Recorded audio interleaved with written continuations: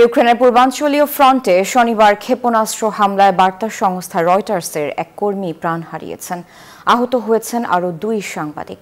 দেশটির বেশ কয়েকটি অঞ্চলে হামলা চালিয়ে অন্তত 4 জনকে হত্যা এবং 37 জনকে আহত করেছে রাশিয়া।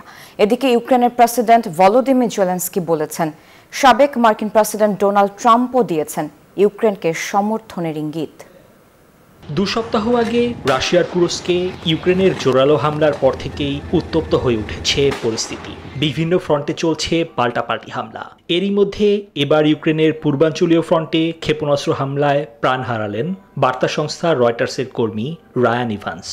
2022 সাল থেকে তিনি ইউক্রেনে কর্মরত ছিলেন।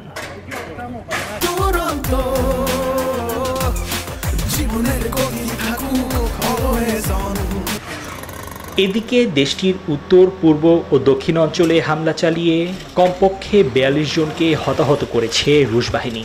চেরনিহিভ, সুমি, খার্কিভ ও দোনেস্কের ফ্রন্টলাইন এলাকাগুলোকে লক্ষ্য করে এসব হামলা চালানো হয়েছে বলে দাবি করেছে ইউক্রেনীয় কর্তৃপক্ষ। চলমান অস্থিরতার মধ্যেই রোববার ইউক্রেনের প্রেসিডেন্ট ভলোদিমির জেলেনস্কি জানালেন, রাশিয়ার বিরুদ্ধে চলমান যুদ্ধে ইউক্রেনকে সমর্থনের ইঙ্গিত দিয়েছেন সাবেক মার্কিন প্রেসিডেন্ট ডোনাল্ড ট্রাম্প। তিনি এ যুদ্ধের সমাপ্তি চান বলেও মন্তব্য করেন জেলেনস্কি। নিবির আমিন, নিউজ 24।